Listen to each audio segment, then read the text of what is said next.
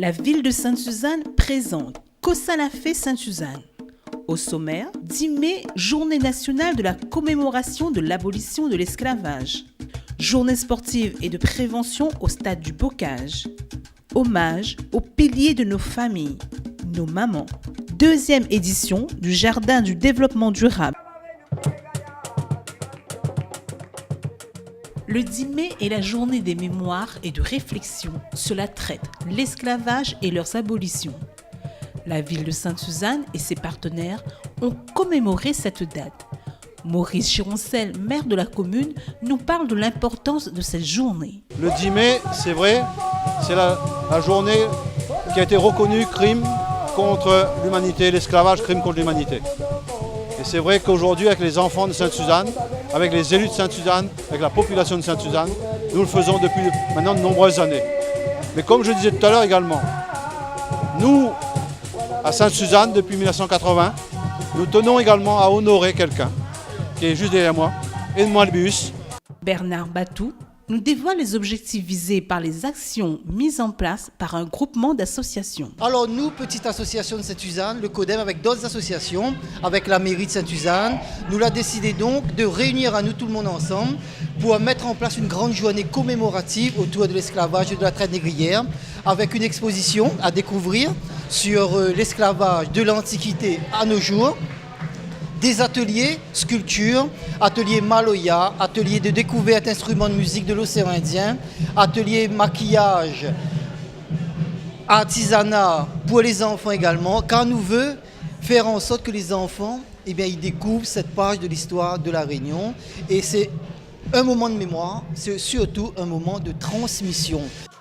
Des jeunes de Sainte-Suzanne ont participé au défilé et aux animations mises en place. Pour Éric Murin, il est important que nos jeunes soient sensibilisés aux grandes dates de notre histoire. Tout le combat culturel que l'ont mené les militants associatifs, les militants culturels, ça veut dire qu'ils en avaient raison.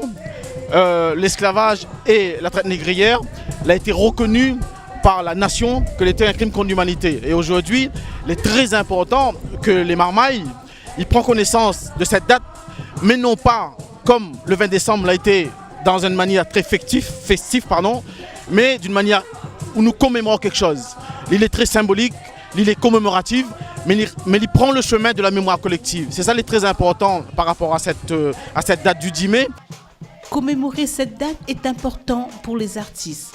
Ils sont les porteurs de messages et de valorisation de notre histoire. Pour Olivier Arras, il ne faut pas mettre en concurrence ces deux dates. C'est une mémoire, c'est une affaire aussi qu'il faut nous connaître aussi. Il faut nous connaître, le 20 décembre va être le 20 décembre, notre date va être notre date. Mais le 10 mai aussi, il faut y aller dans la conscience de voilà, que les enfants esclaves. Ville qui a vu naître Edmond Albius, berceau du peuplement de la Réunion, la ville de Sainte-Suzanne ne tourne pas le dos à son histoire et participe à la réflexion sur le respect de la dignité humaine et la notion de crime contre l'humanité. Sainte-Suzanne, ville d'histoire.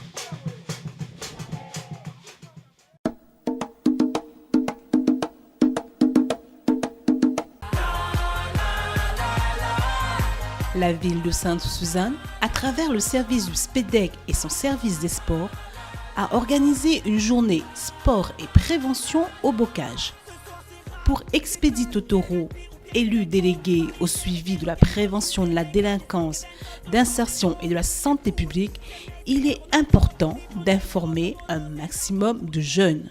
Aujourd'hui, on a fait un maillage avec la Ligue réunionnaise de football pour mettre en place ce projet qui touche environ 300 enfants, 300 jeunes, par le biais des associations sportives ou culturelles aussi d'ailleurs, et les gens des ACM. Patrick Auchir, responsable du service de prévention de la délinquance et de l'éducation à la citoyenneté, nous présente le déroulement de cette manifestation. Il y a eu une remise de chasubles, ensuite l'ensemble des acteurs, ensuite des jeunes vont défiler avec les officiels et à l'arrivée devant le podium, nous allons montrer aux officiels ce que nous avons déjà effectué, les actions que nous avons déjà effectuées dans les associations, puisque nous sommes déjà intervenus auprès des associations sur les valeurs de la République. Et là, nous allons expliquer Et au final, il y aura le chant de la Marseillaise. Ousmane Gangat, conseiller technique régional, nous parle des messages que souhaite véhiculer la Ligue réunionnaise de football. En ce moment, on est sur le dispositif Tous Prêts. Prêt, c'est l'acronyme des valeurs que la fédération souhaite porter. Plaisir, respect, engagement, tolérance, solidarité. Et l'action qui est menée par le SPEDEC dans le cadre du DILCRA est une action que nous, on souhaitait aider et même accompagner au niveau de l'État et au niveau de la Fédération française de football. Donc on a souhaité être présent aujourd'hui, aussi bien pour les activités sportives, mais aussi pour tout ce qui est quiz sur les règles de vie, règles de jeu, dans le cadre du programme éducatif fédéral. Pour Patrick Ogir, l'action de prévention lutte contre le racisme ne s'arrête pas à la fin de la journée. D'autres regroupements seront mis en place.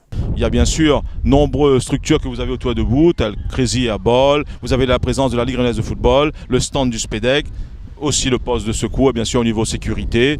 Voilà, les jeunes vont pouvoir s'amuser pendant toute la journée. Et ensuite, on va les revoir, nous, dans les jours, les semaines à venir, pour continuer le travail dans le cadre de ce projet. Thomas est réaliste. Le racisme est déjà présent dans leur sport favori. On retrouve ça dans la vie de tous les jours et même dans le football. Ça, le football est quasiment omniprésent dans le football, quoi. Donc oui, l'important de travailler dessus. Landry a bien compris le message que la ville de Sainte-Suzanne et la Ligue de réunionnaise souhaitent faire passer. C'est le jour où on parle beaucoup du terrorisme. Donc pas de faire de stéréotypes sur les musulmans, sur les religions en fait, pas de discriminer. Du coup, oui, c'est important de faire ces manifestations pour lutter contre le racisme et l'antisémitisme. Plaisir, respect, engagement, tolérance et solidarité sont des valeurs que la ville de Sainte-Suzanne porte et met en valeur dans toutes ses actions. Sainte-Suzanne, la ville où il fait bon vivre.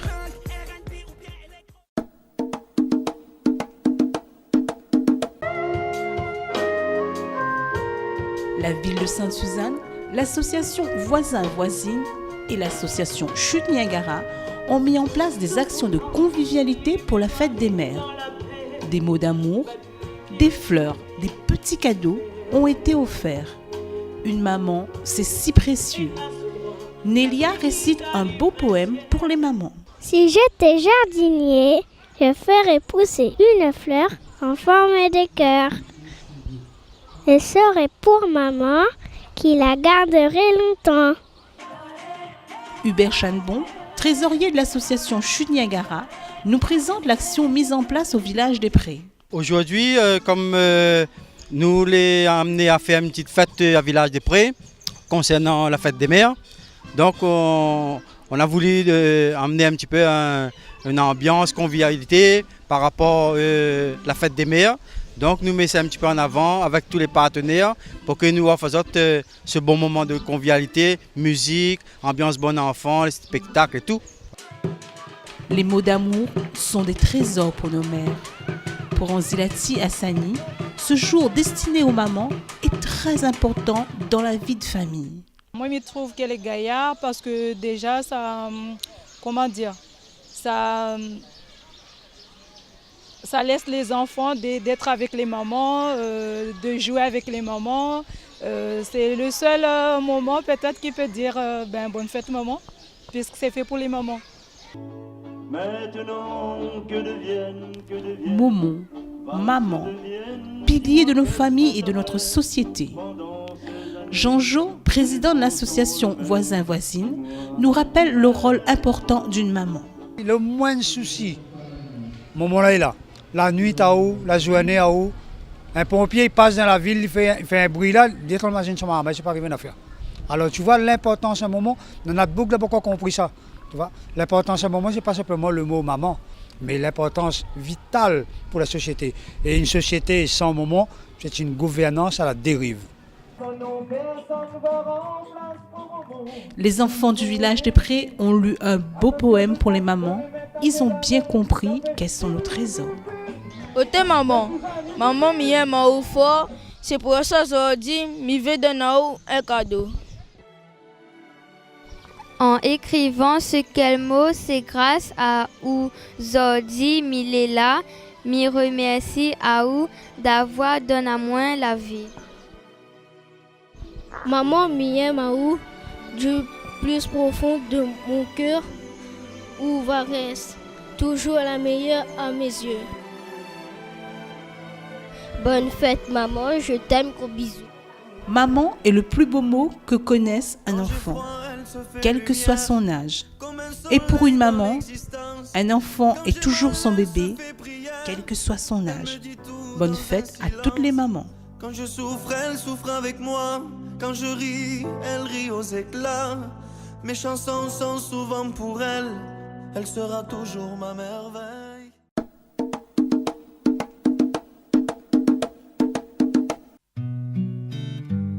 Dans le cadre de la Semaine européenne du développement durable, la deuxième édition du Jardin du développement durable de Sainte-Suzanne s'est déroulée au Stade du Bocage le 31 mai 2016. Pour Maurice Gironcel, maire de la commune, la protection de la planète, c'est l'affaire de tous. Si aujourd'hui nous faisons notre deuxième édition du Jardin du développement durable à Sainte-Suzanne, qui a obtenu, je rappelle, quand même la labellisation de la COP21 qui s'est tenue l'année dernière à Paris, c'est aussi pour sensibiliser la population, les enfants des écoles et faire en sorte que concrètement, dans la vie quotidienne, on prend l'habitude d'avoir les gestes éco-citoyens, les gestes écologiques pour qu'effectivement Sainte-Suzanne continue à être cette ville, non seulement où il fait bon vivre, la ville du bon pays, mais aussi la ville qui se soucie également de l'avenir de la planète. Pour Patricia Coutanzi, chacun est porteur de compétences et de solutions pour que nous puissions continuer à vivre dans un environnement respectueux de la planète. Nous avons une grande participation du plus grand nombre qui témoigne que le développement, c'est l'affaire de tous. On a eu une grande mobilisation des acteurs, une mobilisation des enseignants parce qu'ils sont là dans ce travail d'éducation et développement durable. Nous avons aussi une mobilisation de la presse, relais fondamental pour que cette bataille gagne du terrain. Et cette deuxième édition, elle a été sollicitée, elle a été demandée par les partenaires et aussi par les scolaires.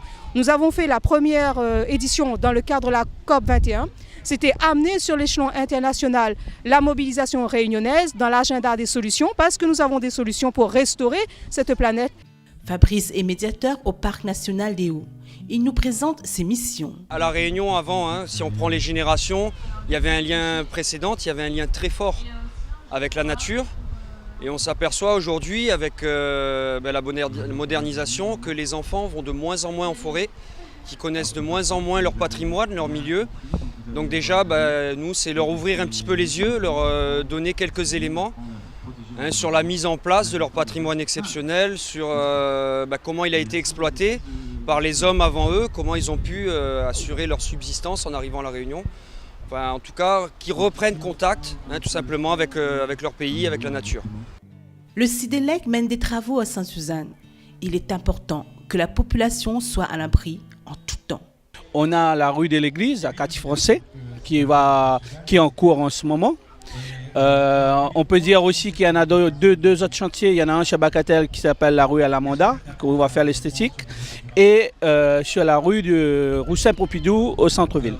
Voilà, ça c'est un peu les chantiers qu'on peut dire qui part à l'esthétique, qui part par rapport un peu au développement durable pour y aller par rapport aux cyclones, pour y avoir moins de casse et avoir un réseau très confortable et qu'on risque pas avoir de soucis avec. Bernard Batou est un militant passionné de notre île et de son histoire. Il nous présente son stand de partage. On a décidé de faire une grande exposition pour montrer aux écoles l'histoire des climats à La Réunion. Donc c'est un thème bien d'actualité aujourd'hui et on a aussi l'occasion aujourd'hui de présenter l'ABCDR du développement durable. C'est un événement pour les écoles pour faire connaître donc les différentes étapes du développement durable parce que c'est un sujet qui intéresse aujourd'hui la jeunesse réunionnaise, qui intéresse les écoles et on constate que les enfants ne connaissent pas vraiment encore c'est quoi le développement durable. Donc aujourd'hui, il est important de créer des outils pédagogiques. C'est la raison pour laquelle aujourd'hui nous sommes là pour valoriser donc ces deux revues que nous sortons aujourd'hui. Jean-Jacques Sillon est un spécialiste des tisanes.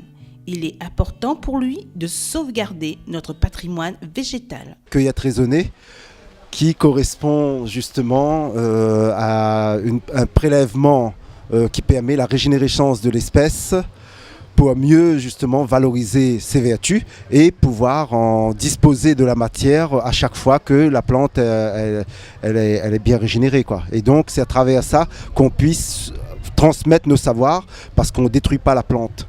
Et donc dans le thème de développement durable, c'est vraiment une cueillette pour durable dans le temps, pour faire perdurer l'espèce et aussi perdurer nos savoir-faire ancestrales. Une voiture et des vélos électriques se font remarquer dans les rues de la ville.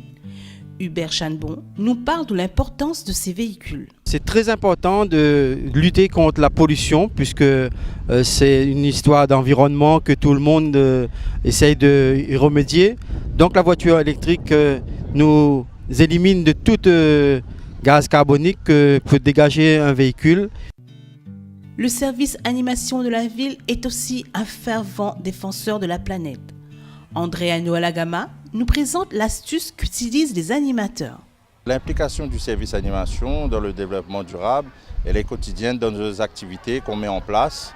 Donc toutes les activités pédagogiques qu'on met en place, c'est fait par du matériel de récupération. On utilise, on va dire, 80% du matériel de récupération pour faire nos activités quotidiennes. Le collège Hippolyte Fouque sensibilise aussi ses élèves. Pierre Minacci nous présente leurs travaux. On va essayer de mettre en œuvre des petites mesures à notre niveau, juste aller voir pour la sensibilisation, qu'est-ce qu'on peut faire, quels sont les moyens qu'on peut mettre déjà à notre niveau, pour peut-être voir plus grand après. Donc il y a par exemple les éoliennes, mais là aujourd'hui il n'y a pas de vent, donc on peut tester en faisant tourner, je vais tourner à la main. Donc on peut faire de l'électricité avec des éoliennes, remplacer l'électricité maison, avec les panneaux solaires. Et là, la nouveauté, c'est la voiture à hydrogène. Une déchetterie a été mise en place dans la cité Flamboyant.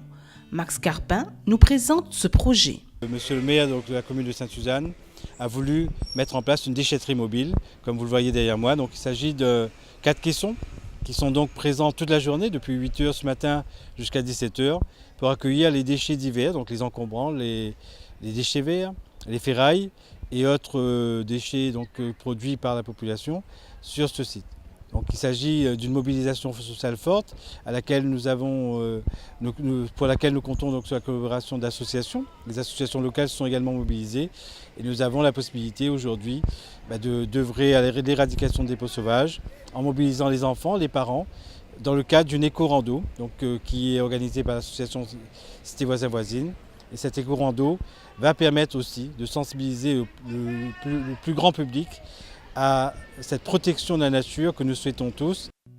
Eddy Deveau et ses collègues du service environnement interviennent sur tout le territoire pour fleurir la ville et la rendre agréable à regarder. Nous embellit vraiment la commune de Sainte-Suzanne, les cités, les écoles, la place publique, c'est-à-dire devant la mairie, des fois les bacs à fleurs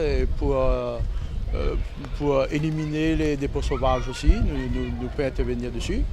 Et puis, en fait, là où c'est qui demande vraiment un embellissement, où la besoin vraiment de changer déjà le visage de l'environnement. Max Carpin nous rappelle que nous sommes tous les gardiens de notre environnement. Nous comptons sur l'ensemble de la population pour continuer à œuvrer de la sorte dans tous les autres quartiers, parce qu'il s'agit de notre ville, il s'agit de notre pays, il s'agit de ce qu'on lègue à notre génération future. Et c'est là qu'on ne doit pas se tromper, c'est-à-dire que c'est à nous d'agir pour que demain soit meilleur. Chacun à sa façon, avec ses compétences, nous sommes les sauveurs et les gardiens de la planète bleue, la Terre. Ne tournons pas la tête, faisons un geste pour les générations futures.